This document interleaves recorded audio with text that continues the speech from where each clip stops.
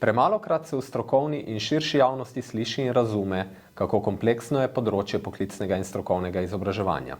Kaj vse vključuje skrb za poklicno usposobljenost in dosego izobrazbene ravni dijakov? Kako kompleksno je delo v poklicnih in strokovnih šolah v skrbi za ustrezne praktične izkušnje dijakov pridobljene pri delodajalcih?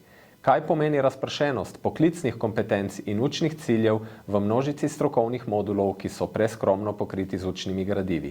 In kako ni nič novega za vse naše šole kadrovska stiska?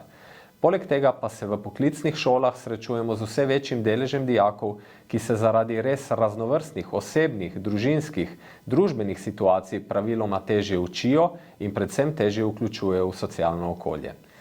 Strokovna usmeritev za razvoj vključujoče šole lahko deluje kot še ena dodatna naloga za naše šole, ki pa dodatnih nalog v tem trenutku res ne potrebujejo več.